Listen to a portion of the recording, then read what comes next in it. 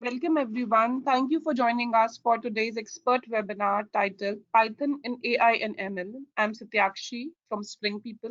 We are India's largest enterprise training provider. I will be your moderator for today's session.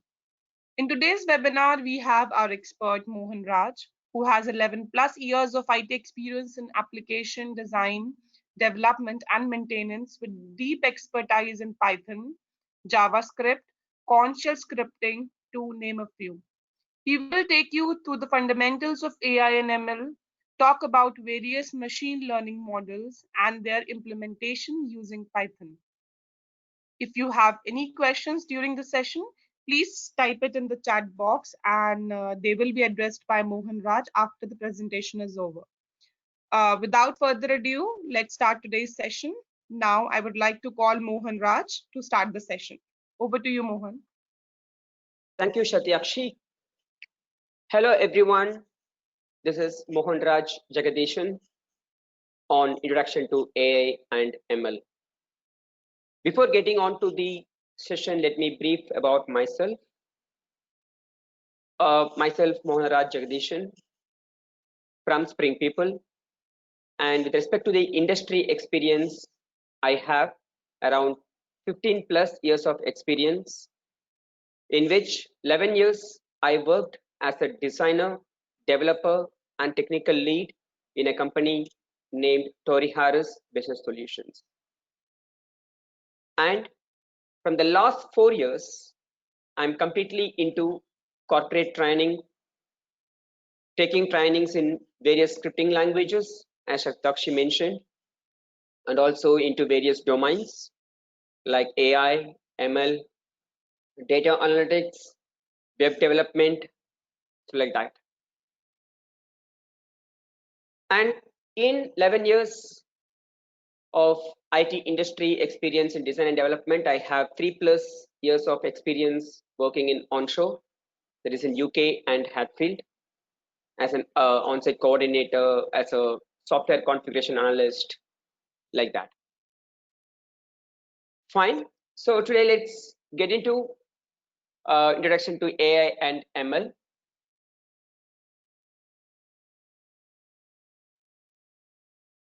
This is the agenda.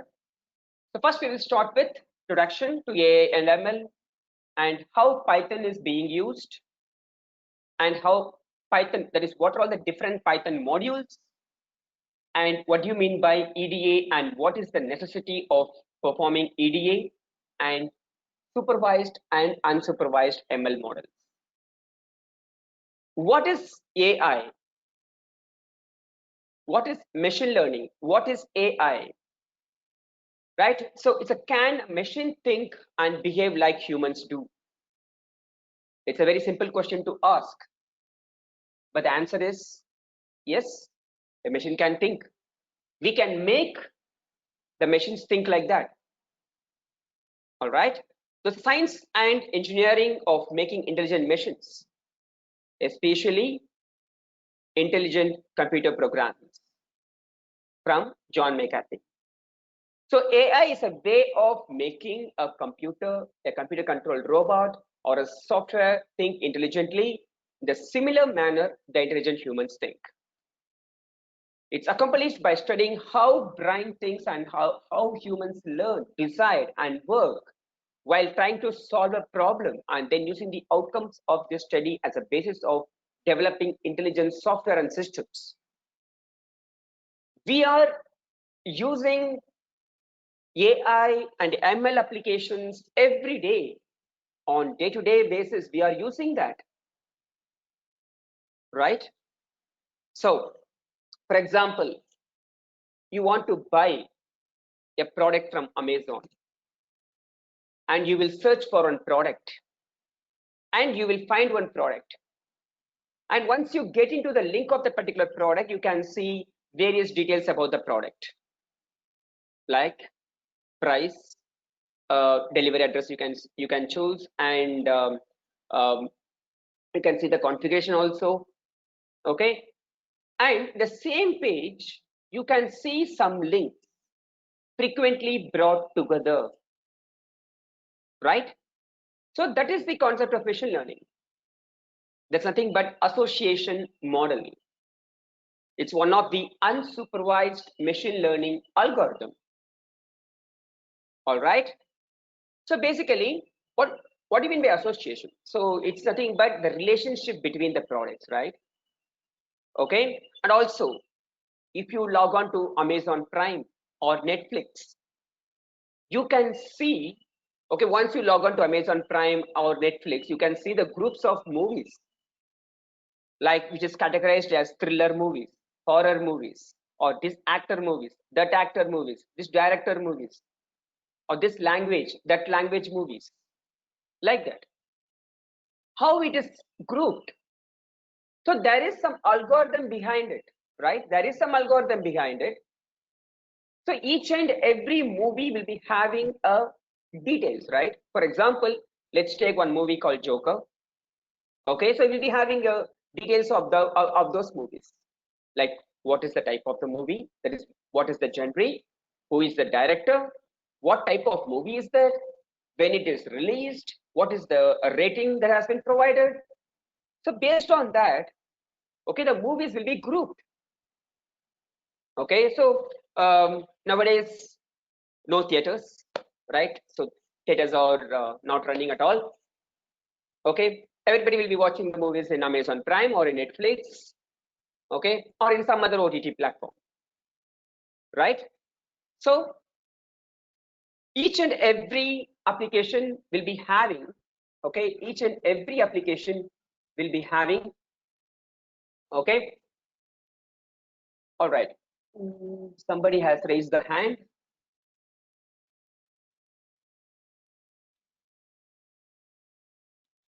Just a minute.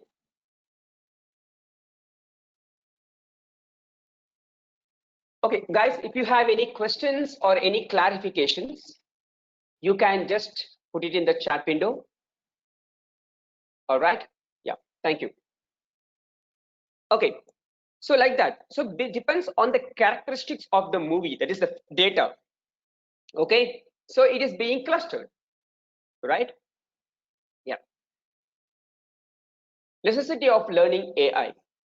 So what is the necessity of learning artificial intelligence? So AI can learn through the data. So what do you mean by data? Data means everything, the information. Data means information. For example, let's take human being. How are we learning? From our experience.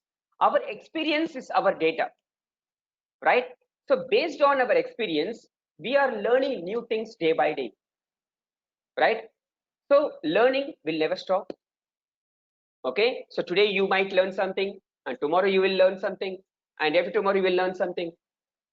All right. So how we are shaping, okay, how we are shaped depends on our experience.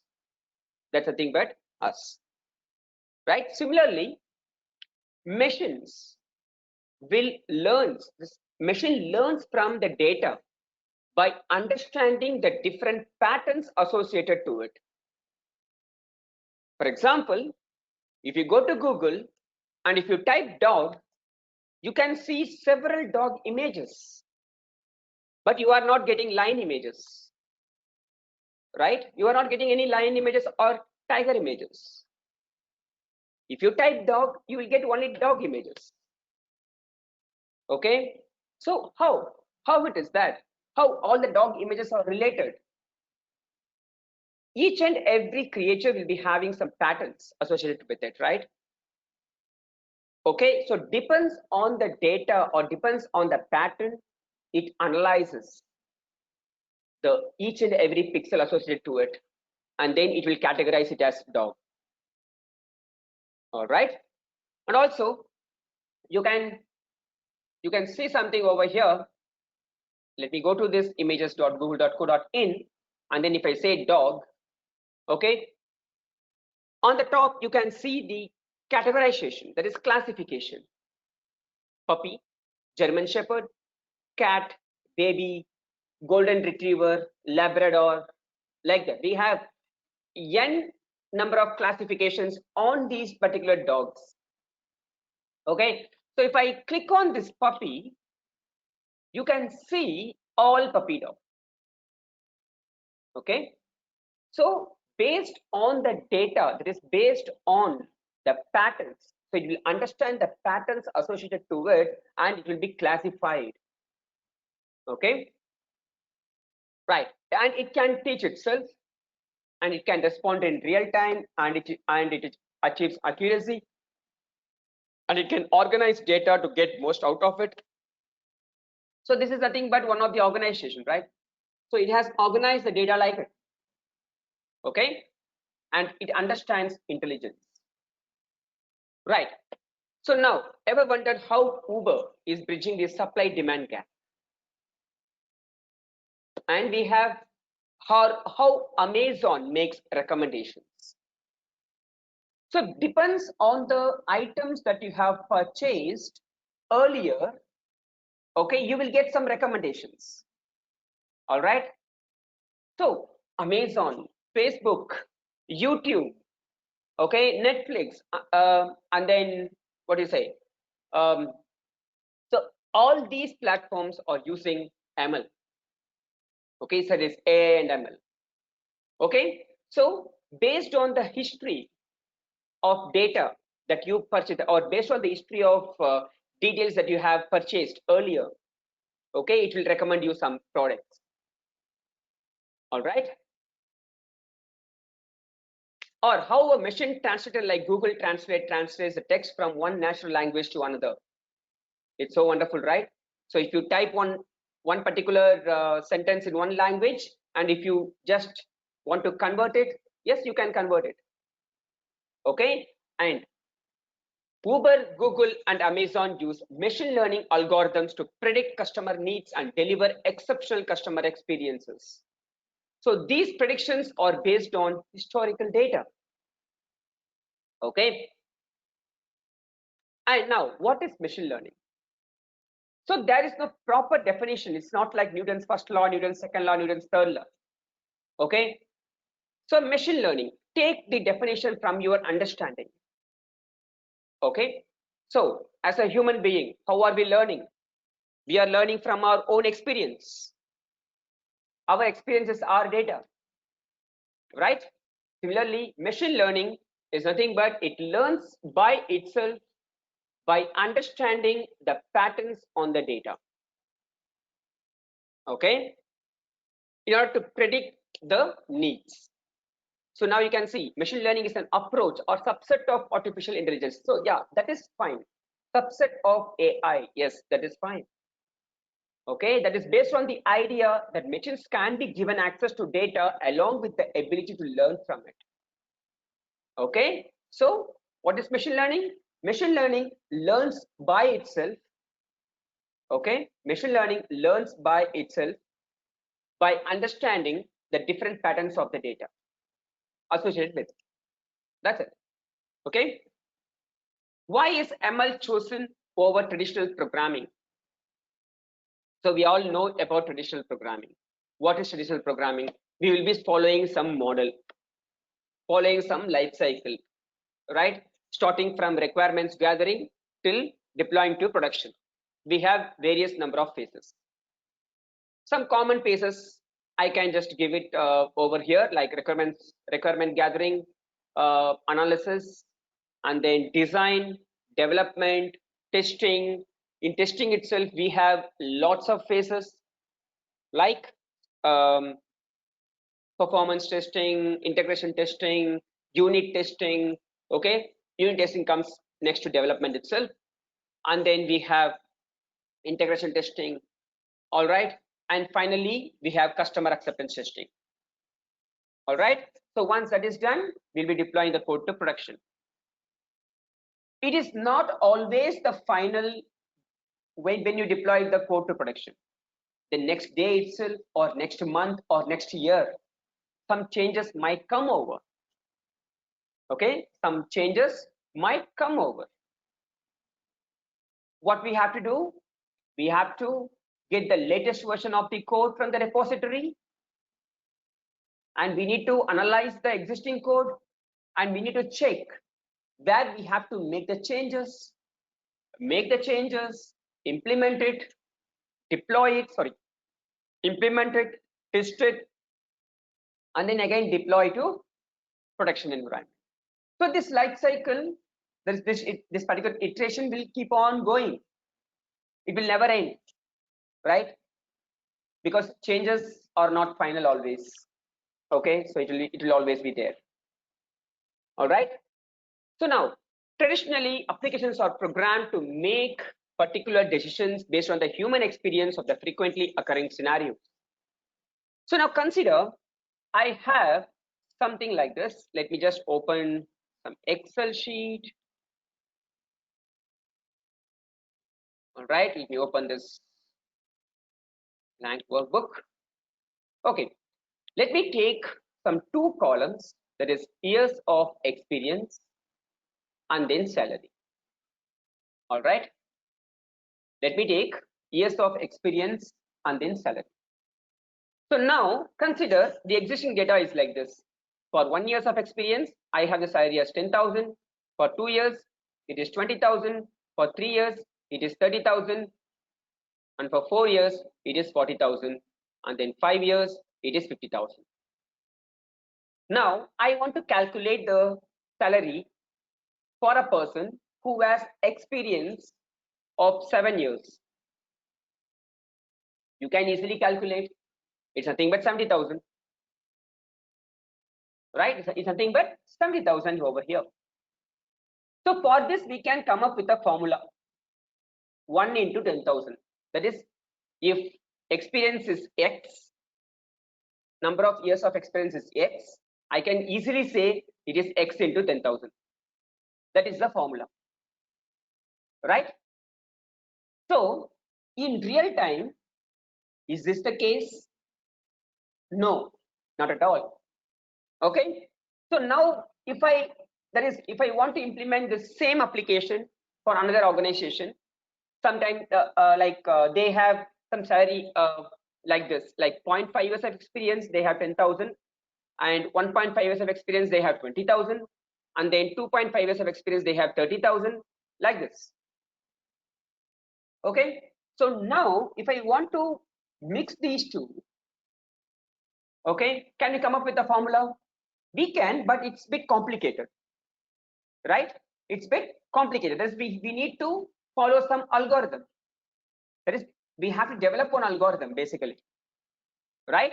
So if the data keeps on growing, your formula will keep on changing. So if some new data is coming in, you have to change your formula. That's nothing but additional programming. Okay, so you have to change your rules. You have to change your logic. All right, in order to achieve your output, you have to change everything. That's nothing but traditional programming. Okay, but machine learning models, okay, whenever the data is getting changed, your model will never be changed. Your model still be the same. Once you deploy, it's done, it's deployed. Okay, that is, if you want to improve the performance, yes, you can do something you need, but you will not change the rules, because machine learns from the data itself. So if the data is growing, it is not required for you to change the rules. Okay, it is not required for you to change the rules. All right, so that's nothing but machine learning approach. Okay, so this is nothing but a traditional approach that we had discussed. Problems, code the rules, evaluate. If it is fail, please come from the beginning. If it is positive production. It is nothing but traditional approach. Now coming to the machine learning approach. So machine learning relies on learning patterns based on some sample data. So once a machine learning model with good generalization capabilities is trained, it can handle previously unseen scenarios and take decisions accordingly. How we can do it? So consider you have got one problem. Let's take this problem itself. Okay, so let's say something you have it over here. Okay, some other years of experience. All right, and then similarly, I'm just dragging it. Okay, something like this. All right, and then I have some other data also, like 11.5, 13.75, and then 14.75, like this.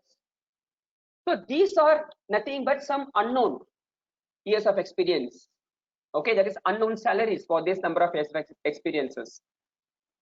We need to create a model in order to predict the salary for these number of years of experiences. Depends on, okay, depends on these data, depends on the history of data. Okay, so what we have to do, first collect, clean and load data. Okay, so once there is data, can be in any shape. Okay, it can come from any sources. It can be from database, it can be from JSON, it can be from spreadsheet, it can be from CSV file, anything. Okay, everything you can handle in Python. That will come to later. All right, so once you get the data, clean it. Why the cleaning is required? Okay, why the data cleaning is required? Okay, so we are getting the data from some external application. We are not sure that the external application is 100% correct or wrong, right? So some data will be missed. Okay, some data will be missed, and some data will be having some other type of data. Okay, that is, some type will be mismatched. So what we have to do is we have to clean the data. Okay, so if the data is missed, either we need to drop those records or we can populate some default value in it. So we have the functions for that. All right, so in pandas library we have some functions for that. So once you clean the data, then you have to load the data. Okay, so in pandas we have a very powerful data structure called data frame, which has both row index and column index. Okay, so once you loaded the data, what you have to do is you have to choose a model. Okay, so how you can choose a model depends on your output or depends on your requirement. So we have different types of models, right? We have regression model, we have classification, we have clustering, we have association, we have these different types of models.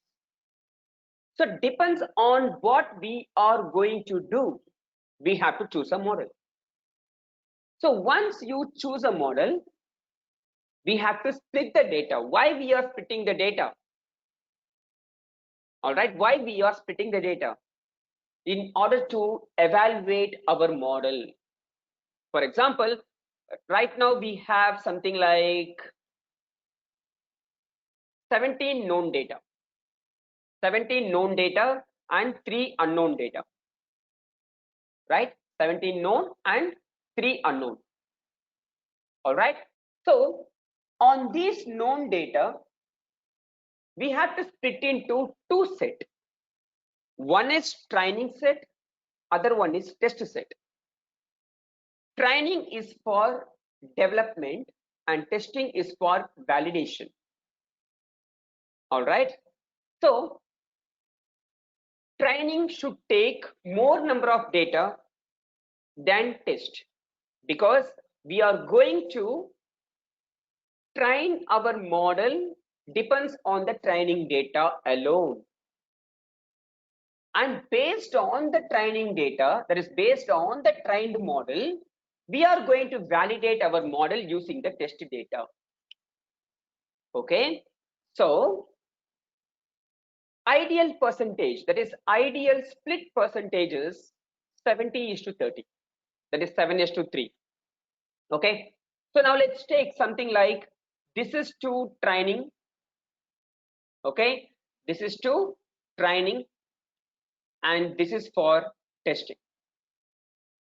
Okay, this is for testing and this is for prediction, it is unknown. Okay, this is for unknown. All right. So once you split it, you have to train your model depends on this particular set of data. So now what will happen? It will understand the patterns associated to it. Okay. So once you train your model, you have to find predicted salary. Okay, you have to predict the salary for the known output. Okay, for the known training data. So this will be having some value. Let's take like this 9,000. Okay, 19,000. All right, something like we have. Okay, simply I'm writing it over here. All right. Okay, so here there is some difference, right? Let's say this is again some 7,000 and this is 17,000. Okay, right. Okay, so we have the predicted salary over here. Now what we have to do, we have the actual values and the predicted values. Now we have to evaluate the model. How you can evaluate the model? What do you mean by evaluate?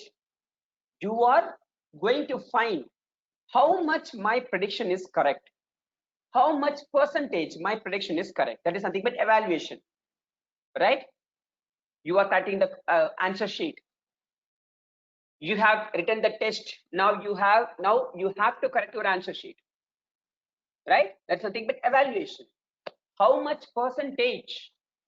Okay, how much percentage my prediction is right when compared to the actual?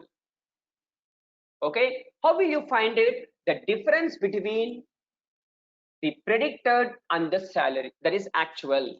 That's nothing but your accuracy. You have to evaluate the model, that is you need to find the accuracy. Okay, so once you are satisfied with the accuracy, let's say you are getting some accuracy around to 80%. Okay, let's say you are getting some accuracy around to 80%. Okay, then what we have to do, based on the trained model, that is using the trained model, you have to predict the salary, okay, for the test data.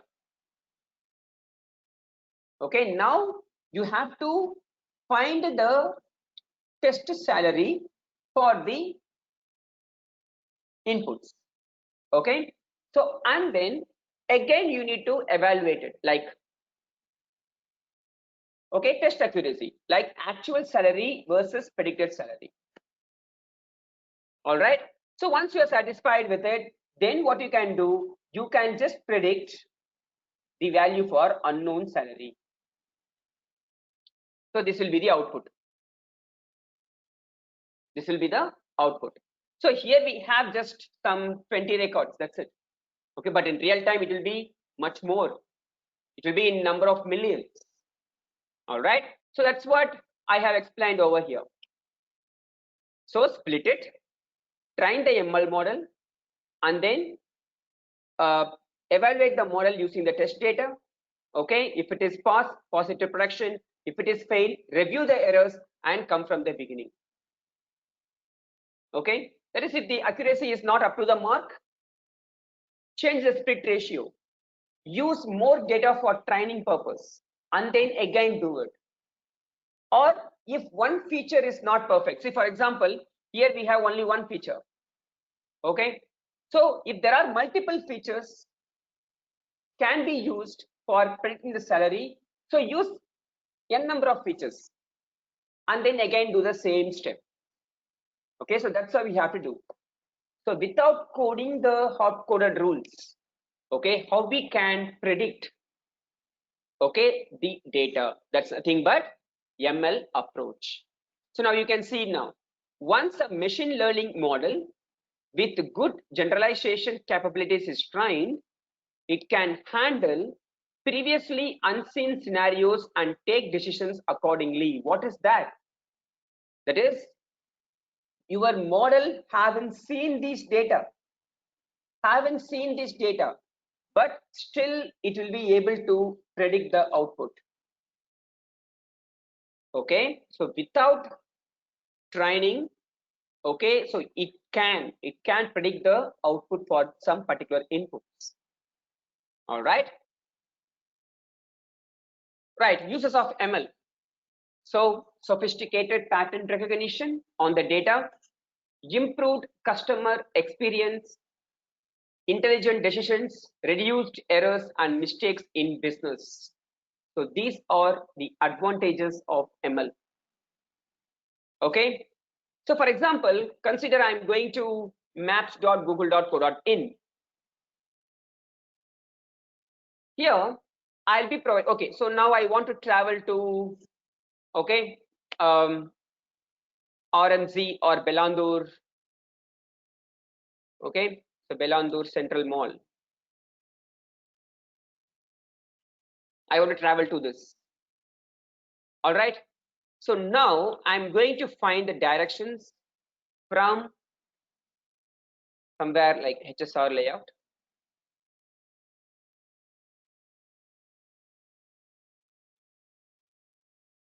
Okay. So now what are the features that has been used here? Source and the destination. All right. Now you have various options by car or by bus. If you go by car, it is 8 minutes. If you go by bus, it will take 22 minutes. Okay. That is, if you go by cab, it will take some 8 minutes. But if you go by bus, it will take 22 minutes, and there is only one bus over here between this particular time. So now depends on the traffic, I can take the decisions. See, nowadays there is no traffic at all. You know the reason why is that. But if the situation is normal, you can't see the blue lanes over here. You can't see, it's a very, very busiest road, right? Okay, so you can see somewhere red, orange, like that. Okay, so that time I can choose. Okay, so I don't want cab or I don't want bus. I can go by walk from HSR layout. Okay, it's just a long walk. If you walk fast, you can reach in 30 minutes. If you walk slow, you can reach in 1 hour, and it's a good exercise also. So we will decide based on that. Okay, so here what is the prediction? What you are predicting over here, you are predicting how much time it will take. That's nothing but prediction. So there are many features over here, right? That is, we have source, destination, traffic details, everything will be considered internally. All right, fine. So now machine learning techniques. So machine learning, and we have one more called deep learning. So deep learning is nothing but the subset of machine learning, subset of ML, we can say. So machine learning is a subset of AI and deep learning is a subset of ML. Why deep learning is required? Just to overcome the limitations that we have with machine learning. Okay, so here, if you take the same example, we have the source and we have the destination. These are the known features. Okay, so if you predict the time taken from source to destination just using the known feature, that's nothing but machine learning model. Okay, machine learning will not consider any features apart from that. Apart from known features, it will not consider any other features. Features are here nothing but columns. Okay, that is to make it simpler. In CSV file, you will be having the headers, right? Okay, that each and every column is a feature. Okay, but deep learning will consider the hidden features. Okay, that's nothing but deep learning. For example, if you take NLP, that is natural language processing, image classification, okay, and facial recognition, nowadays in most of the smartphones has that feature, face unlock. How it is being happened? Through the concept of neural networks. Where it is coming from? Deep learning. Okay, so deep learning is the next step of machine learning. Okay, but we are not going to talk about that more detail on this. Okay, so that's what. So over here you can see here, deep learning, also known as deep structured learning or hierarchical learning, is part of a broader family of machine learning methods based on learning data representations as opposed to task specific algorithms. So this will be organized based on the neural networks. Okay, artificial neural networks, we have some concept over here. Okay, so it depends on that, it will be done. All right, right. So yeah, applications of ML. Anyways, we have discussed a lot. Google Home, Apple Siri, okay, Amazon voice assistant, Alexa. Okay, that's a wonderful one, right? So voice assistant, okay, so speech recognition, everything. And also it is mainly used in medical diagnosis also. Okay, yeah, so now let's talk about different methods of machine learning. So we have three different methods. One is supervised, other one is unsupervised, third one is reinforcement learning. Okay, so what is supervised? So you might have heard the term supervisor. Supervisor, in other domains and all, they will be using this particular term more. Okay, that is, there will be some person to guide you. Okay, so that person is called as supervisor.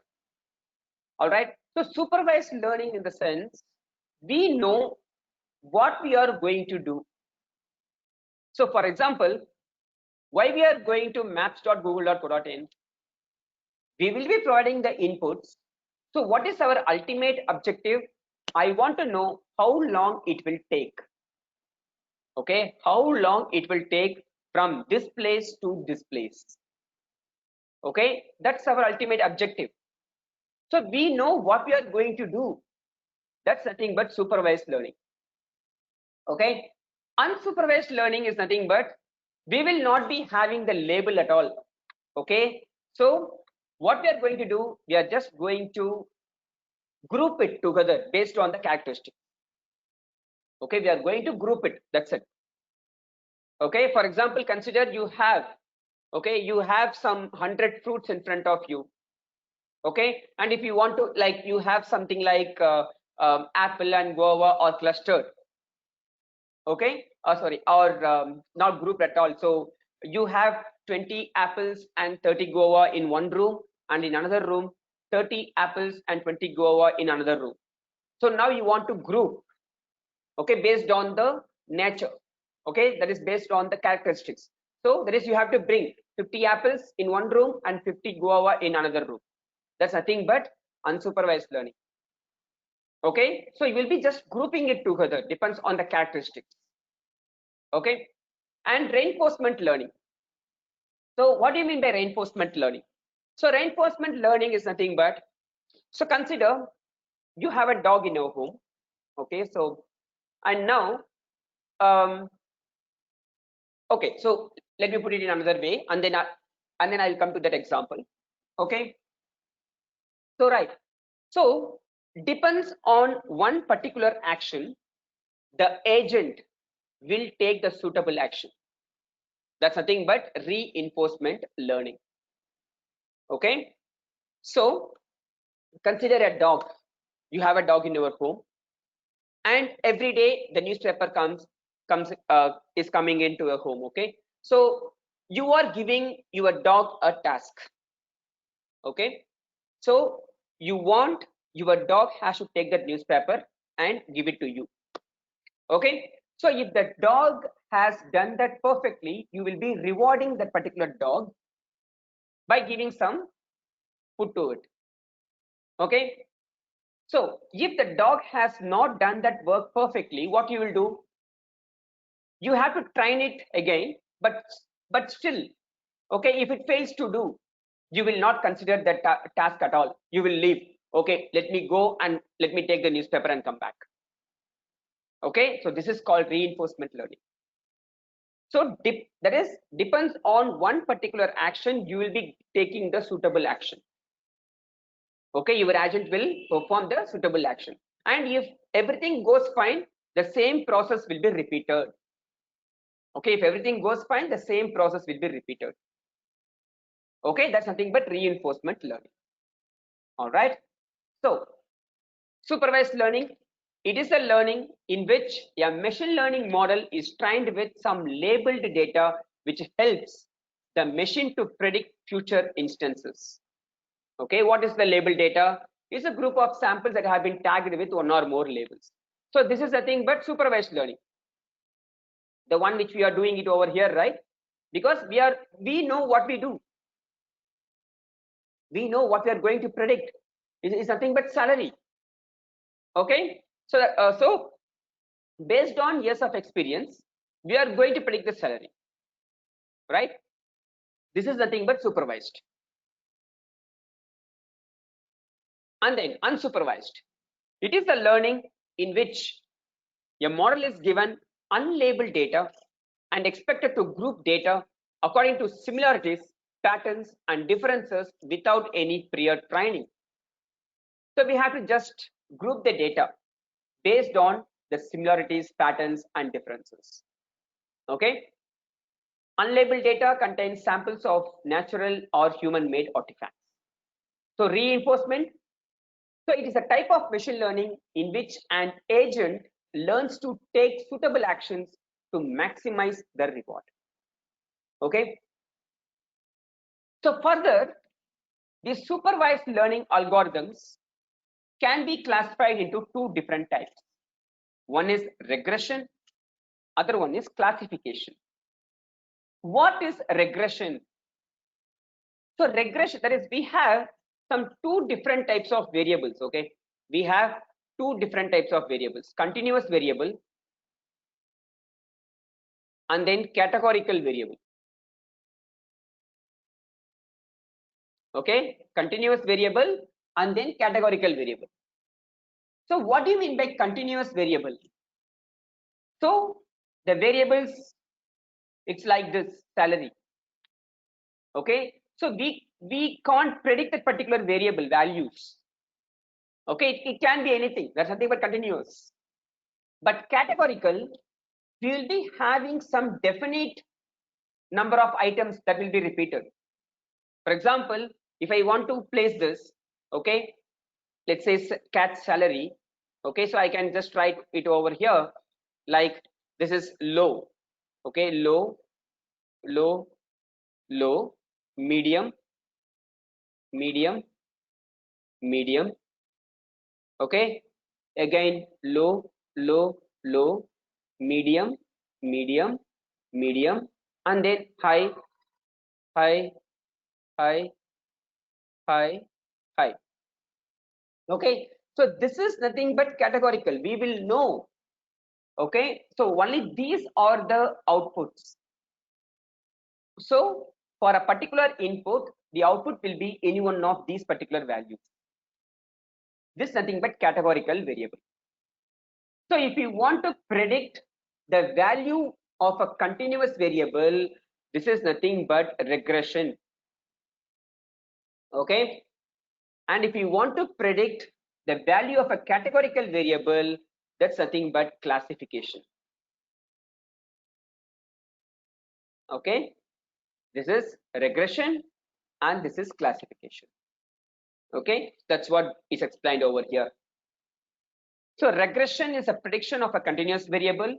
So we have several examples like linear regression, SVM, and then regression trees. And then classification is a designation of categories to the data. Examples: logistic regression, naive Bayes, decision trees, and KNN. These are all classification algorithms. Okay. And then with respect to unsupervised, we have something called clustering and then association. Okay, we have something called clustering and then association. So, okay, so let me just explain it by graph. Okay,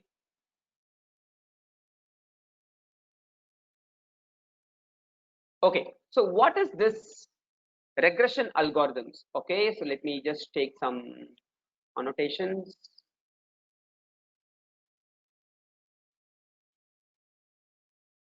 So consider I have something x and y axis over here. This is x axis and this is y axis. Okay, and then we have some data point over here, data point over here, data point over here, data point over here, over here, over here, over here, over here.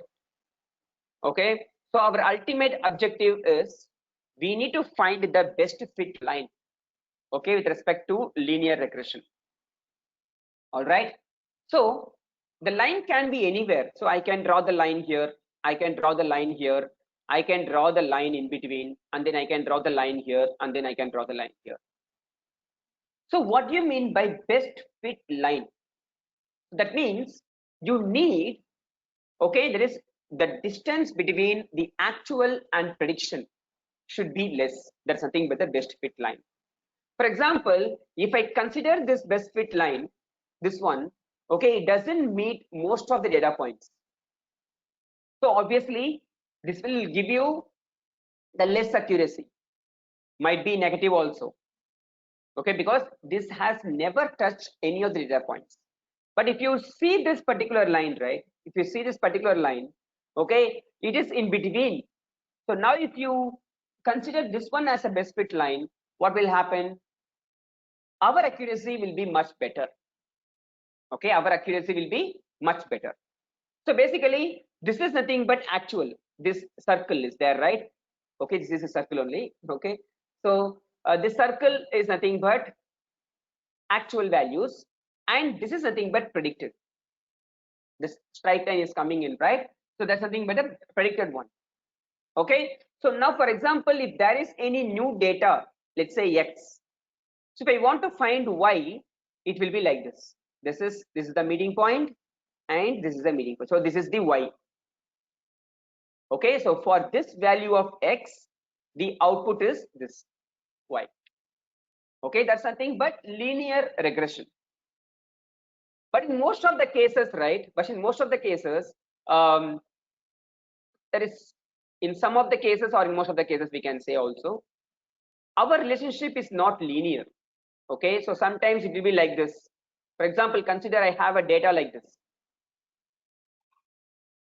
I have a data like this. So now if I draw the best fit line, what will happen? See, now if I draw the best fit line like this, okay, wherever I draw the best fit line, it will not meet most of the data points, right? So the data points will not be touching by my best fit line. So in this case, we have to get a line closer to most of the data points like this, like this. Okay, so this is nothing but polynomial regression. So this is linear regression. Okay, this is linear regression, and this is nothing but polynomial regression. Okay, so what we will do is, so polynomial regression is a subset of linear regression class. Okay, the thing is, we have to increase the degree. For example, if I consider y is equal to mx plus c, this is nothing but linear regression. Okay, y is equal to mx plus c. This is the equation of line. Okay, if you remember your academics, school days or college days, okay, you would have done this. Y is equal to mx plus c. All right, so wherein y is nothing but dependent feature, x is nothing but independent feature, m the slope, and c is nothing but y intercept. That is when x is equal to 0, y is equal to c. All right, so the linear regression will consider this particular formula for anything, because we have only one degree over here. Okay, but with respect to polynomial regression, what we have to do is we have to write like this: y is equal to, okay, m1 x1 plus m2 x2, okay, m2 x2 plus mn xn. That is, you can just give dot and then plus c. So I can just write a generic formula, that is y is equal to summation of I is equal to 1 to n mi, okay, xi plus c. Okay, this is nothing but equation of polynomial regression. Okay, so mostly in training, we will be explaining with respect to some real-time experiences. Okay, sorry, real-time series scenarios. Okay, so we will be taking some CSV file and then we'll be analyzing those CSV file first, and then we'll come to this particular topic. So since we have very less number of time, I'm just explaining. I'm just giving an overview on that. Okay, so this is nothing but polynomial regression. Okay, right.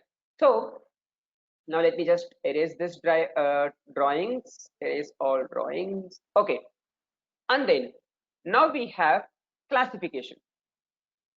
So classification we have, let's take this algorithm, okay, KNN. So KNN is very interesting algorithm, that is K nearest neighbors, that is nothing but KNN. Okay, so consider, let me change a color, let me take something blue. Okay, this is x-axis and this is y-axis. Okay, so now we have something is a threshold value. Okay, let's take some threshold value here, that is something like 0.5 is a threshold. Okay, 0.5, so this is nothing but 1 and this is nothing but 0. Let's take like that, simply I am taking, and this is nothing but threshold. Okay, something like this. I'm sorry about my drawings. Yeah, something like this. So now what I'm going to do, I'm going to have two classes over here. This is one, these are some data points. Okay, these are some data points. Okay, right, and let me take another thing for 0. Let's take orange. These are some data points, right? So now this is the existing data points now. Okay, now consider I am getting a new data point now. Let's say black, which is not unassigned. Somewhere here I am taking, I am getting. Okay, somewhere here I am getting it. All right, so now what is this K? K is any number, like K can be minimum 3, maximum any number. Okay, so now let's say K is equal to 3. So now what we need to do is we have to consider 3 nearest neighbor from this data point. Okay, what do you mean by neighbor? What do you mean by neighbor? Those who are living nearby, that's nothing but neighbor, right? So I am going to take nearest neighbor. How will you calculate the nearest neighbor? Based on some distance. Okay, so we will be using Euclidean distance. Euclidean distance. Okay, Euclidean distance. All right, so based on the Euclidean distance, that is x, that is square root of x1 minus x2 the whole square plus y1 minus y2 the whole square, that is the formula for that. All right, based on that we can select the 3 nearest neighbor. Now let's consider these 3 are nearest neighbors. Okay, so now we have got 2 from purple and 1 from orange. Okay, 2 from purple and 1 from orange. Okay, so now what we can do is we have to consider the label of those neighbors now. Okay, how many ones are there? Ones, 2 ones are there, and zeros I have only 1. So which has the highest number? 1. So this particular neighbor belongs to this particular class. That's nothing but KNN. Okay, depends on the distance. Okay, depends on the distance, this will be calculated. Okay, so like this we have to do it for all the data points. Okay, that's nothing but KNN. All right. Okay, now let me come back to the PPT now.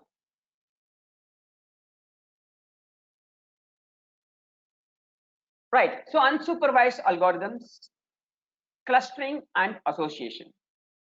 That is, clustering is grouping a set of objects such that the objects in the same group are more similar than the object belonging to different groups. So in this case, what we will do is, okay, in this case, what we will do, we will select some 3 random points, random, that is, instead of, okay. So what is the algorithm name? K means clustering. So K is nothing but some number. Okay, it can be 2, it can be 3, it can be 4, it can be 5, anything. Okay, so if K is equal to 3, we are going to split the data points into 3 groups. Okay, so let's take K is equal to 3, and then what we will do is we will select 3 random points. Those we call it as centroids. Okay, and for each and every data point, we have to find the distance. For example, let's take here data points. Okay, let's take here. Now we need to find the distance. Whichever distance is lesser. Okay, whichever distance is lesser, and that particular data point will belong to that particular cluster. Okay, so let's say this belongs to this. So like this we need to do for all the data points. Okay, so that's nothing but first iteration. In the second iteration, we will take the mean of all the centroids. Okay, and then we will take the new centroid, and then the same process we will be repeating again and again until the cluster will never change. That is, the assignment will never change. That's nothing but K means clustering. So depends on the distance, we have to group it together. All right, right. So, and what is association? Okay, so it's a bit interesting. So consider you are running a supermarket. Okay, consider you are running a supermarket. 1 second. Okay, and customer 1 is coming to your supermarket, and or let's say you are running some bakery hall or something, some supermarket. Okay, so he is getting bread, butter, and then jam, and customer 2 is coming in and he's getting bread, jam, and then cheese, and customer 3 is coming in. Okay, he is getting bread, butter, no, let's take jam again, and then let him take milk. Okay, so like this, n number of customers are coming to a supermarket and they have purchased some products. Now this bread is in one section, and butter is in another section, jam is in another section, cheese is in another section, milk is in another section. Those are all different sections, and which is the distance is bit far. Okay, so now you need to analyze the history of sales that has been done. Okay, so when you analyze the sales, you can see those are the customers who have brought bread, they have got jam as well. Now what you will do, you will bring the section, that is jam section, close to your bread section, so that some customer, consider he wants to buy only bread, but after seeing the jam which is placed next to bread section, he can pick that. Okay, he might or he might not pick that. So that's obviously increase in the sales, right? That's obviously increase in sales. See, for example, let me go to the Amazon. So my ultimate objective is I want to buy hard disk, Western Digital hard disk, 1 TB or 2 TB, like that. Okay, that's my objective. But if I go to that particular website, I will see something. I don't have any idea in purchasing these two. Okay, what is this? External hard disk protector and world external hard disk protector for WD elements like this. Okay, I don't have idea at all in purchasing these two pouches, but now I will think, right? I will think. We are purchasing hard disk of price 4,199. To safeguard my hard disk, why should not buy some pouch which just cost 268 rupees? I will purchase it. Okay, so like this, Amazon has increased their revenue by 35%. And also, you can see for any product, okay, you can see for any product, let's say OnePlus 7. I want to buy OnePlus 7 here, okay. So OnePlus 7 is gone. Only we have OnePlus 7 Pro. Okay, let's take this OnePlus 70. I want to buy only OnePlus 70. See here, I am getting something Spigen rugged armor back cover case for OnePlus 70 metal black. Okay, for 37,999 priced product, why can't I spend 1,099 rupees? I will purchase. Okay, so this is nothing but association. Okay, this is nothing but association. That is finding the relationship between the products and placing it one particular section. Okay, right. Now next is why Python for AI and ML. Okay, so far we discussed, okay, what is AI, okay, some applications of AI and ML, and what are the different types of algorithms that we have in ML, like that. So now we are going to see why Python for AI and ML. And nowadays Python is so much popular, right? Python is so much popular in industry. Okay, so these are few reasons why it is so much popular. It is simple to learn and easy to implement. It is an open source programming language and it contains special libraries like NumPy, Pandas, etc. So these are just few reasons. But if you start coding in Python, right, you'll definitely love it. Okay. Okay, let's take the history. It is developed by Guido van Rossum in early 1990s. The name Python is derived from television series called Monty Python's Flying Circus. So basically, he didn't he has not indicated the snake. Okay, he just loved one character from the television series which was telecast in BBC in 1970s. Okay, so the series name is Monty Python's Flying Circus. So he loved that character Python from it. Okay, it's just a funny character basically. So when he developed this language, he wants some funny name to be there for this programming language. So he just derived that particular name from that series.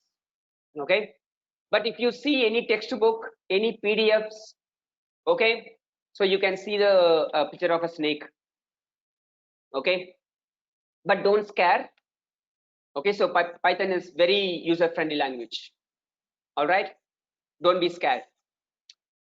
Right, so next one, and also you can see like we have two different distributions of Python. Okay, so one is core Python. Okay, so core Python is nothing but which is maintained by Python Software Foundation. Okay, like if you go to this website python.org, so which is maintained by PSF, that is Python Software Foundation. Okay, so whenever any new version of Python is launched, you can find it over here. So now you can see download Python 3.8.4. That's a new version actually. Okay, and if you want to see all the releases, you can just go to all releases and then you can just search for your operating system. Okay, go to Windows. See here, Python 3.8.4 released just 3 days before. July 13, 2020. Okay. So depends on your platform, you can download the Python version. And also you have something called documents. So wherein you can see all the library references. And these are the core libraries which will be installed by default. That is starting from here, starting from string. These are all core libraries, okay, which will be installed by default, not required to install. Starting from text processing services, you can see many libraries.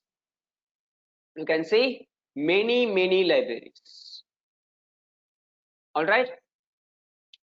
And coming back to the same website, there is some more link called PyPI, which is nothing but Python package index, wherein you can install the modules which are developed by millions of users. There are totally 2,46,763 modules developed by 4,38,688 users. Okay, for example, if you want to install pandas, because pandas is not the core module of Python, which will not be installed by default.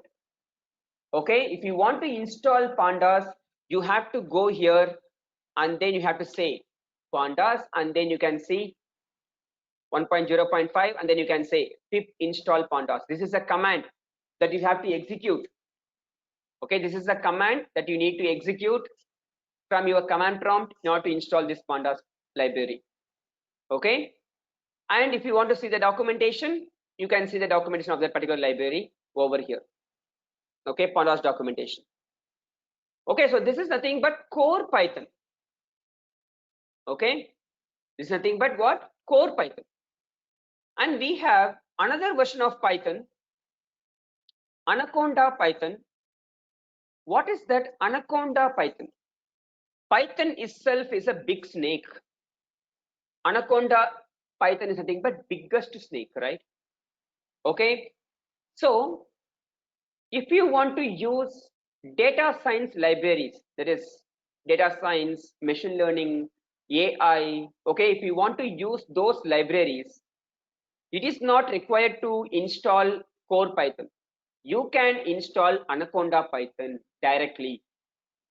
So if you install Anaconda Python, those modules, that is the pandas modules, will be installed by default.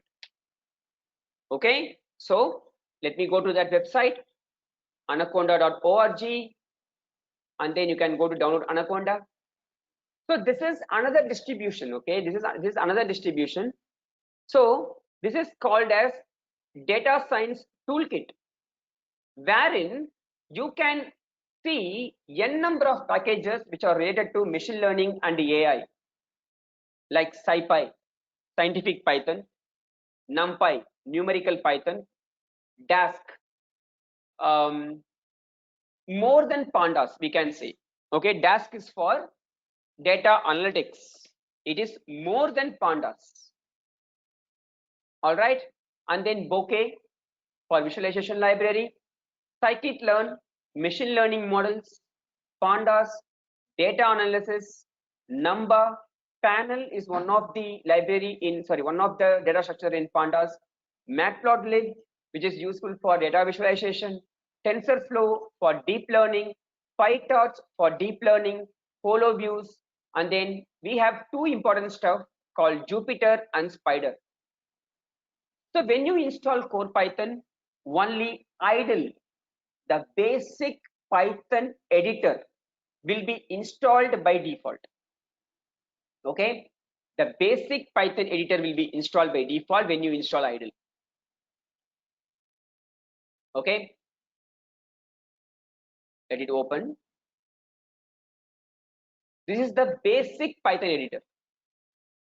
All right, but if you want advanced editors such as Spider and Jupyter, you can install Anaconda. See, you can install it separately also. Jupyter you can install separately, no problem.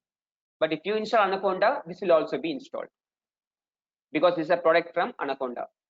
Okay, and you can see here the version It's Python 3.7, because whenever a new version is launched by PSF, Anaconda will take some more time in order to do the changes with respect to those particular versions. Okay, so it will take some time to in order to come up with the latest version of Python. All right, so here also we have 3 different distributions, because this is completely GUI based. Anaconda is GUI based, but core Python is just command user based. Okay, that is, if you have HPUX, yes, you can use core Python, but Anaconda Python cannot be used in HPUX and all. Okay, you should be having some GUI based machines. Okay, right?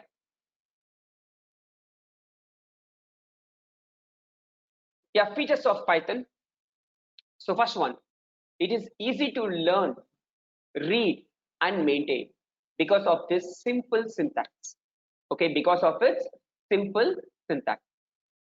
Second thing is broad standard library and generates bytecode. Although it is interpreted language, we can generate bytecode from our Python script, which will be having the extension called .pyc. Okay, compiled Python code.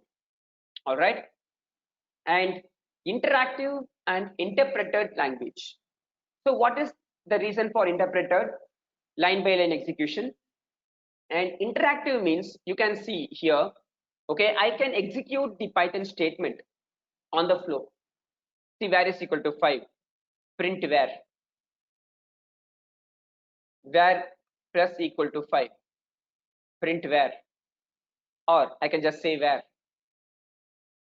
Okay, so if I want to execute a statement by statement or block by block, I can do this over here. And next one is portable and open source language. Okay, so for example, like if you develop the code in Unix machine, that is in any of the Unix flavors, that can be used in Windows, unless you have never used the command oriented syntaxes. Okay, because for example in Unix, in order to display the directory structure, it is ls, but in Windows it is dir. Okay, so if you have written some generic code, okay, then you can use it in both OS. And next one is object oriented language. So Python supports both procedural oriented as well as object oriented language. That is, if you want to write a class, yes, you can write it, but it's not mandatory that you should always write the class. Okay, but if you take Java, you should write the class. If you take C, you can't write the class, you can write only structural oriented programming. But Python supports both object oriented as well as procedure oriented. It's up to you whether you have to follow object oriented or procedure oriented. Okay, so it depends on you guys. And it derived from languages like Modulo 3, C, C++, and then Unix shell script. Yes, it has derived a lot of features from a lot of languages. Okay, and it supports GUI programming. So we have some module called TK modules, Tkinter modules. Okay, which is useful for GUI programming, and it is scalable and it is easily extendable. All right. Then why Python? It's a dynamic programming language with special syntax. What is the dynamic programming language? So now if I say var is equal to 5, and in the next line itself, I can say var is equal to a. The next line itself, I can assign some Boolean variable. Okay, so now if I want to say type of var, it's nothing but class bool. And if I say var is equal to 5 and type of var now, it will be class int. So it depends on the value which is being assigned. Okay, depends on the value which is being assigned, okay, to the particular variable. The type will be taken during the runtime. That is nothing but dynamic programming language. and it embraces multiple paradigm of programming in one language. So basically, in other languages, right? For example, let's take uh, C language, okay, or in general, if you want to have conditional statements, we have n number of conditional statements, okay, like if, nested if, multi-level if else, that is if and different forms of if, switch case, conditional operator, and then unless. And also, if you take looping statements, we have n number of looping statements, right? We have while, do while, for each, until, do until, and in shell script we have something called select. Okay, so the thing is, see, having more number of statements is just the advantage of programming language, but it is also the disadvantage for the programmers, for the developers. Okay, so programmer has to remember all the syntaxes, and second thing, programmer has to decide which one to use where. That is, the same logic can be implemented using for and while, right? The same logic can be implemented using do while and do until, right? It can be done, but the thing is, the way of programming should be different. That's it. But why n number of statements for one particular usage? So that's why in Python we have only, that is, if you take conditional statements, we have only if and different forms of if. That's it. We don't have switch case, we don't have conditional operator, we don't have unless. Similarly, if you take looping statements, we have for loop and while loop. That's it. We don't have do while, do until, for, there is two versions of for, two versions of while, two versions of until. No, we don't have. And one can easily decide, programmer can easily decide when to use which particular loop. Okay, we can easily decide when to use what. That's the ultimate objective that we need, right? Okay, and it is an ideal platform for data mining and big data. So it handles, the Python became so much popular when it handles big data. Okay, see, Python has come in 1994. Can you believe it? It's there from 1994. So initially, Python has been developed just to replace shell scripting. But shell scripting is still there today, right? We still are using shell scripting. PowerShell we are using. Okay, we still use shell script for day-to-day task. Okay, see, in my 11 years of technical aspect, okay, that is in my design development work, I used shell script in each and every project that I have worked. Okay, so there is no replacement for shell scripting at all. Okay, because that is the base interpreter. All right, so, but there are some limitations. Yes, I accept there are some limitations. So that will be overcome by Python. Okay, any task that you perform using shell script can be easily replaced by Python. Okay, and also any task that can be used, that can be done using PowerShell can be easily replaced by Python. That is the server level task. Not only shell script can be replaced, not only PowerShell can be replaced, even Java can be replaced, because I have gone to various training programs to various corporates.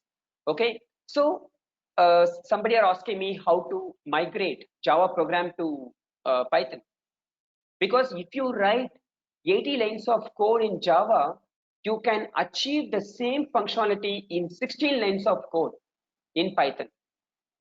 Okay, lesser number of lines of code, easy to like what you say, easy to understand. Okay, we'll come to that point. Easy to understand. Why it is easy to understand, we'll come to that point. Okay, so Python became popular once it handles the big data, because like if you come across like 2010 2011, big data was at peak, right? Okay, so Python has enough number of libraries not to handle the big data libraries. We have PyDo, Python plus Hadoop. We can implement the concepts of Pig, Hive, and also it supports Spark. In Spark also we can implement machine learning, Spark ML library. Okay, Apache Spark, we can implement it. So whatever you need to do in Python, yes, you can do. Okay, and also if you want to develop the website, we have two powerful frameworks, Django and Flask. Okay, and it is powerful, code reliable, easy to maintain, and it's faster than other programming languages. See, basically speaking, interpreted languages are slow when compared to compiler based languages. That I agree, there is no doubt in it. But why I say Python is faster? Okay, so we discussed something a few minutes back, that is, if you write 80 lines of code in Java, that can be done in 16 lines of code in Python. So we have the number of lines of code is reduced, right? Obviously we can increase in the execution time. Okay, so we can decrease in execution time. Okay, so we can increase the performance, right? Okay, if the number of lines of code is lesser, okay, obviously it will be lesser only. And also we will not be using the loops. That is, if you go to pandas data structure, right? Okay, we will not be using the loops at all. Okay, you can see here and there. Okay, here there is very rarely you can see the usage of loops. Okay, let me put a one point over here. Hope you guys might have heard some palindrome checking like that, right? So this is this common exercise that we will do during our academics, during our college days, like that. Okay, so if you want to do in C language or in Java program, okay, it will take minimum 20 lines of code, sorry, 15 to 20 lines of code it will take, correct? So we have to use loops. For example, if you are not using any inbuilt function, you have to use loops. And also if you are using any inbuilt function, that function call will take place.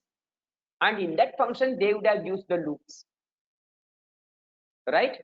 Okay, but over here, consider I have a string is equal to PHP.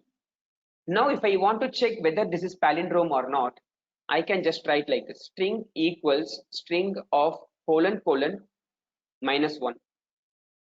True. PHP is equal to PHP. True. Is palindrome. For example, if I say, let's say string is equal to Perl, and if I write the same statement, you can see it is false. It is not palindrome. Just a single line. I'm not using loops at all. So this concept is called slicing. It's a very important concept in Python. Without using the loops, okay, without using the loops, we are reversing the entire string. Okay, and dynamic memory allocation. So we have one library called math. Okay, in that I have something factorial. We know very well the answer of this, and also we can easily decide the size of the output, shortened, right? If I say fact, it is 120. Let's say for 50.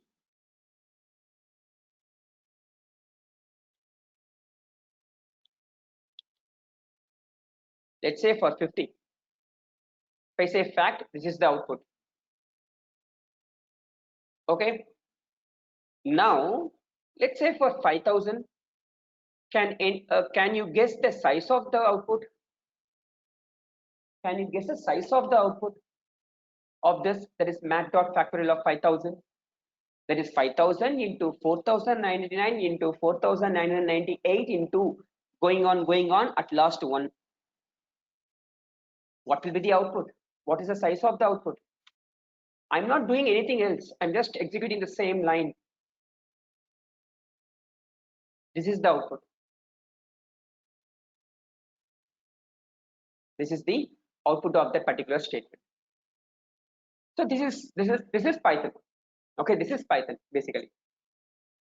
Okay, in a single line I can say this is Python. Okay, dynamic memory allocation.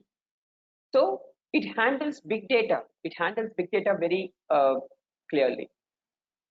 And applications of Python, yes, web and game development.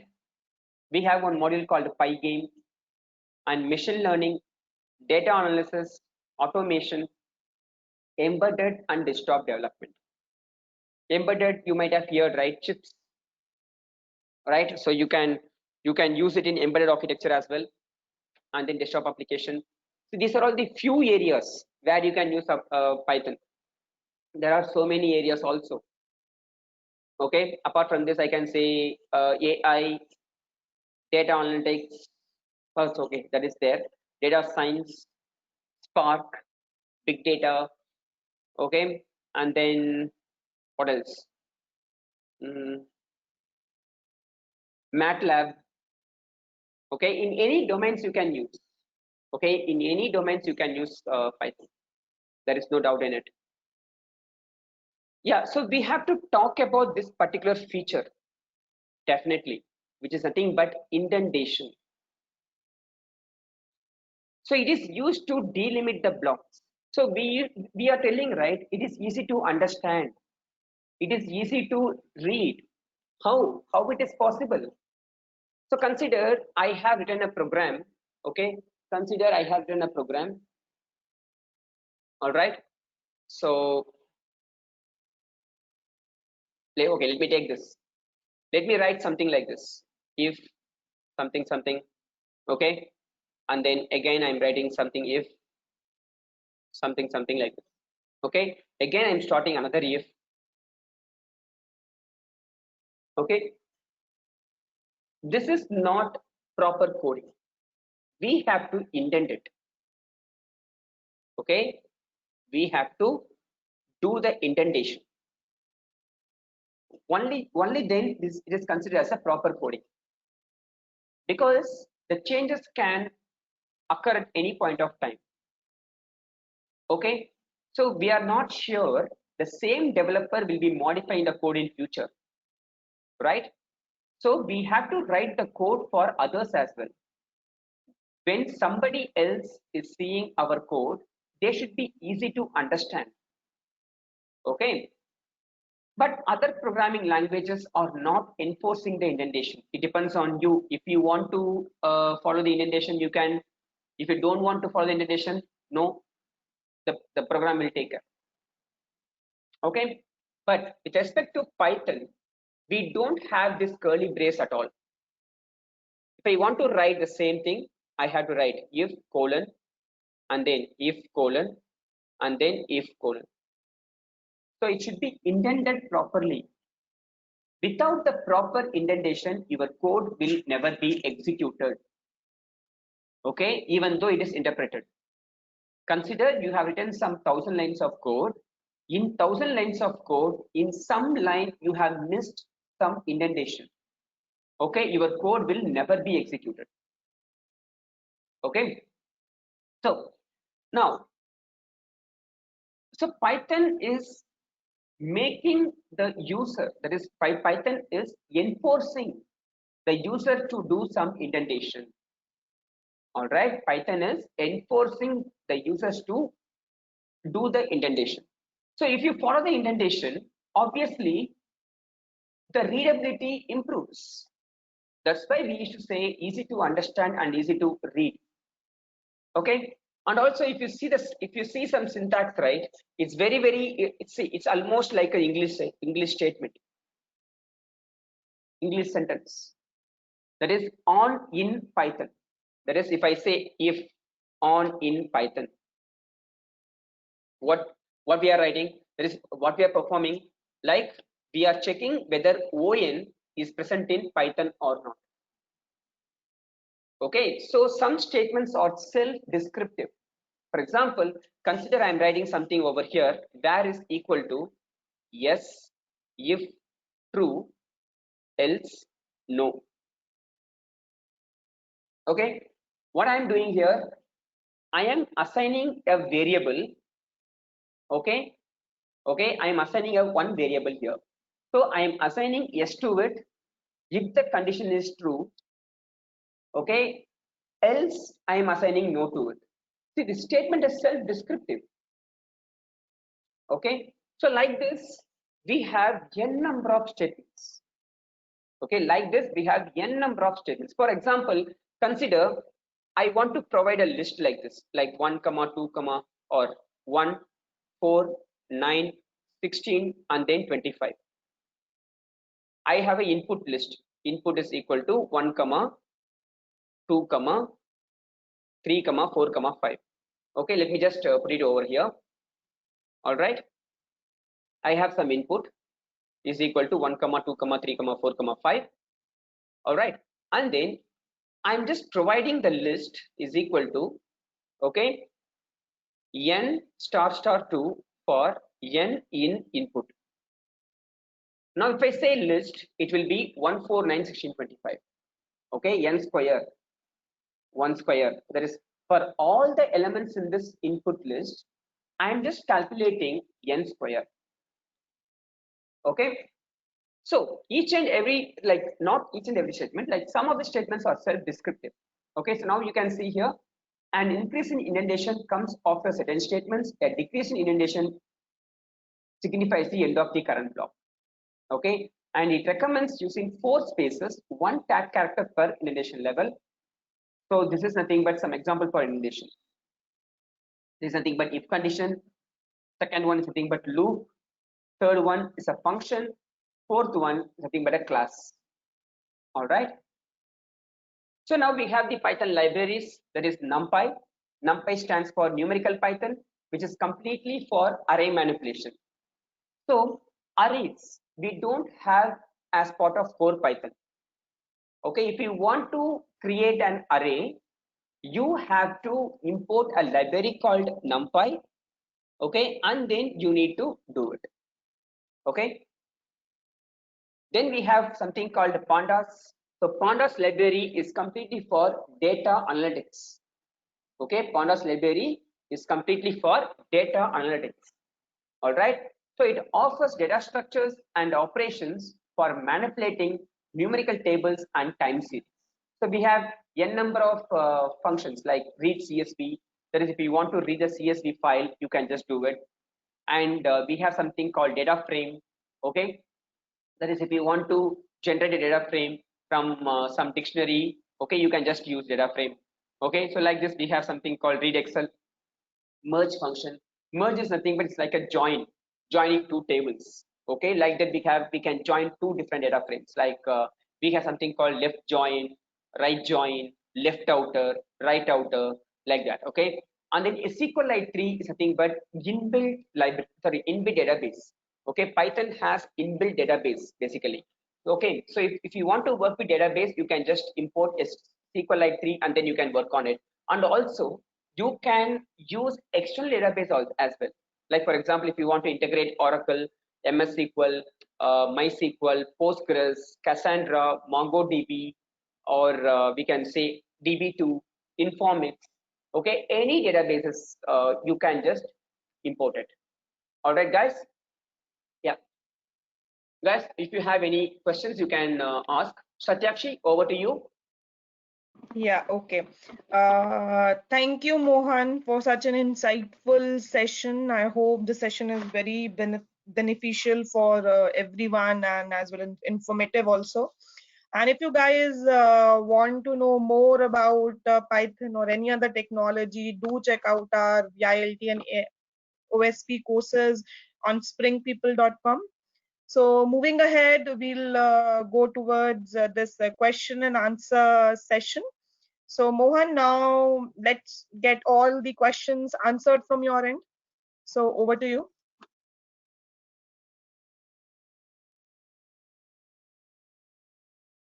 Mohan, can you hear me?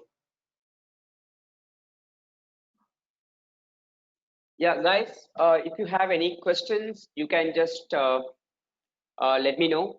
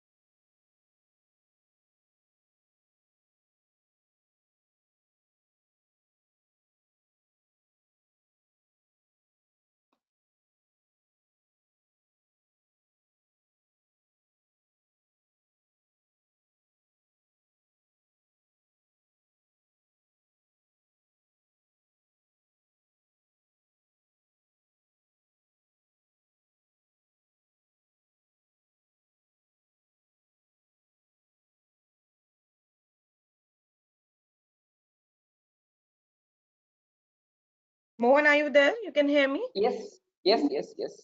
Yeah, so do you have any questions for us in the chat box? No questions, no As questions. of now, no. Okay, just wait for 1 minute. Might be. Guys, ask questions if you have any doubts from Mohan.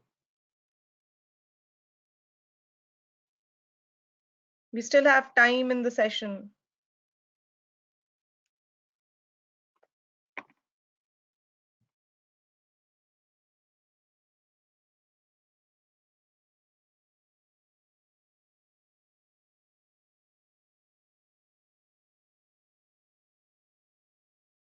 Okay, so can you give us an example on regression tree? Okay, so the thing is like, okay, let me just give you an example on linear regression now. Just a second. Where is my browser?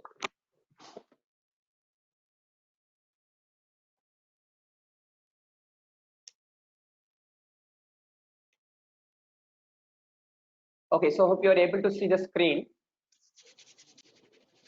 Right.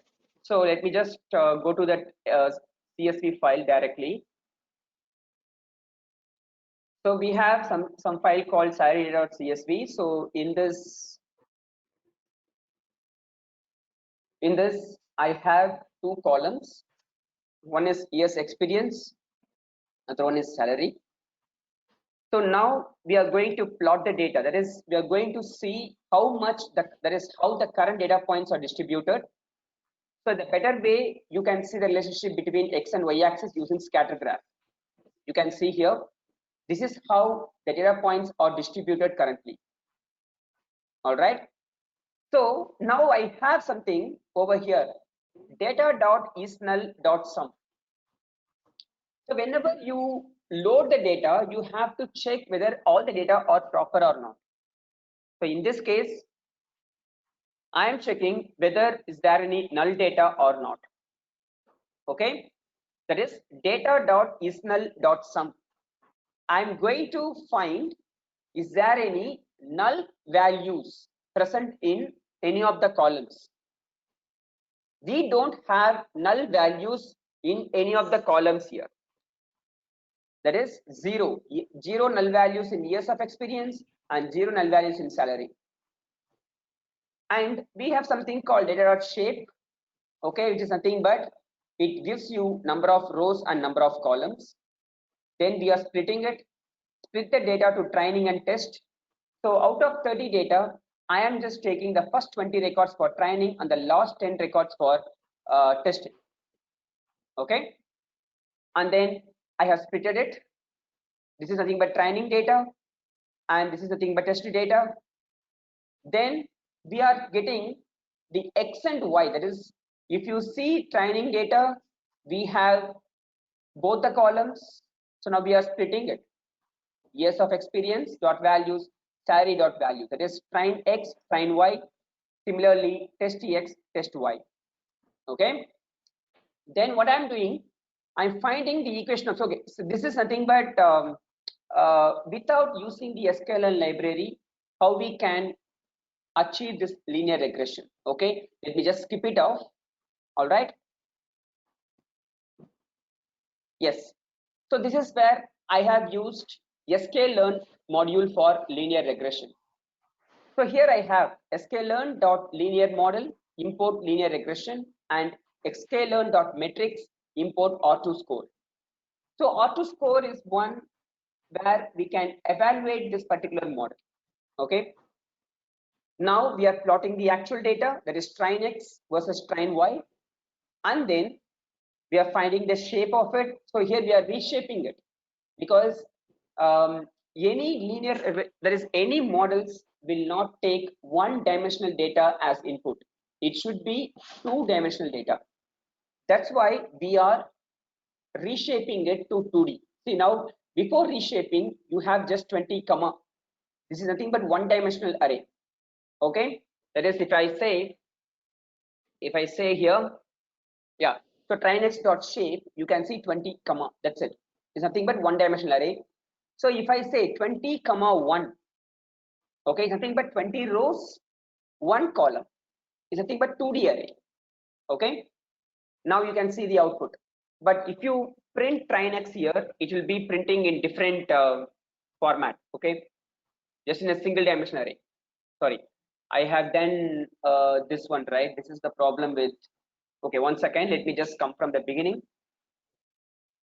Let me just load it. Yeah.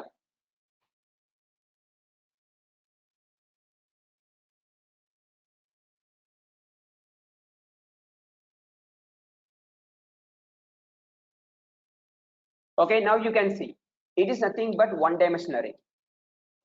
All right. So after reshape, if you print trynex, you can see this will print in 2D array. This is the representation of 2D array. Okay. And then what we are doing, we are just creating the linear regression object. So we have imported linear regression class over here, right? So we are just creating the object out of it. And then we are fitting the data to it. So in this case, what will happen? It will train the data, that is train the model with the training data. Okay, and it produces slope and the y-intercept. Okay, you can see the data here. Okay, 9116 is nothing but slope, and this is nothing but y-intercept. And then once you fit the data, then we are predicting it. Reg.predict of train underscore x. Okay, and this is nothing but predicted y. Okay, so now what we are going to do, we are just finding how actual versus predicted looks. So this green is nothing but actual and blue is predicted. Okay, blue is predicted and green is actual. Now if I want to find the accuracy, it's nothing but 82% accuracy. Okay, then using the same, okay, using the trained model, we are just finding the predicted test output. You can see predicted test output over here. Okay, and then you can see score, test accuracy is 71%. And also we can use R2 score from sklearn.metrics for that. Okay, now what I'm going to do, these are all something like unknown data. That is, I have lots and lots of inputs. So like this, you can have any number of inputs. Okay, so using that, you can easily find the predicted value. Okay, so now you can see known data, unknown data. Okay, so now I'm going to predict the salary for that. Yes, so this is the predicted salary for these unknown values. Okay, and then what I'm going to do is, wherever I'm finding the null, see, this is just a one line statement. So basically what I'm doing in this is, I'm just doing this particular query. Okay, if you are well versed database, right, I'm just writing it, update table, okay, set salary is equal to value where salary is null. This is what we are doing in this particular statement. That is data.locate pd.isNull of data of salary, comma salary is equal to unknown salary. Okay, so this is what we are performing in this statement, so without using the iteration. Okay, without using the loop, we are just assigning the value to that particular value. Okay, so we are just assigning it, and then we are just writing to the CSV file like this. So this is how you can write the entire data frame to a CSV file, like data.toCSV salary updated. That's it. Okay, Manindar Kumar. Manindar Kumar.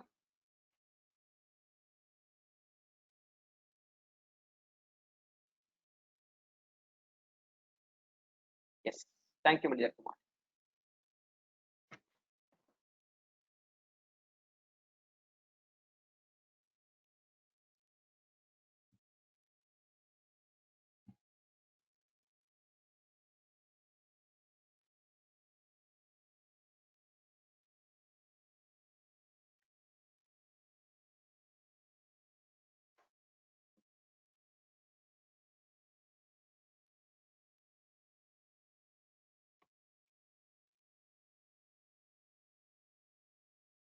Any other question, guys?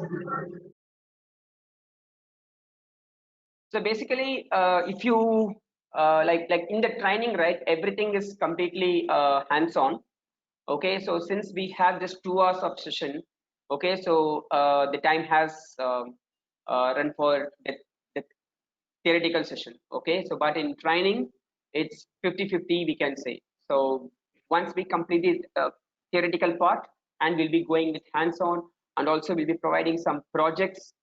Okay, by the end of the training program, we'll be providing some projects on like covering each and every model that we have seen in the training.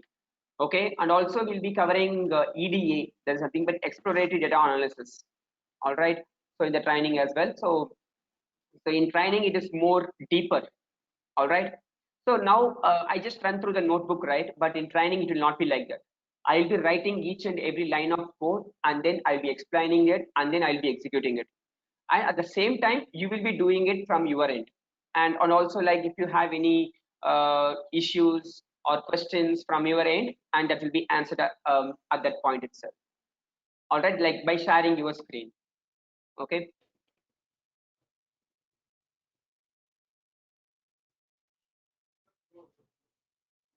Mohan, any other question you're receiving on chat? Sorry. No. Any other question you have? No. Okay, so then I think no more questions from the from the participants. So I think we can Yeah. wind up this session. Okay. All right. So thank you everyone. We appreciate you being here. I request you to kindly provide feedback before signing off, which will help us improve the quality of our future events. Thanks again for joining us today. Signing off on behalf of Team Spring People. Hope to see you again for our next expert webinar. Bye-bye. Stay alert, safe, and healthy. Yeah. Thank you, guys. Thanks, everyone. Have a nice evening. Stay safe. Thank you, Satyakshi, and thank you, Ashish. Mohan, thank you. Bye. Bye.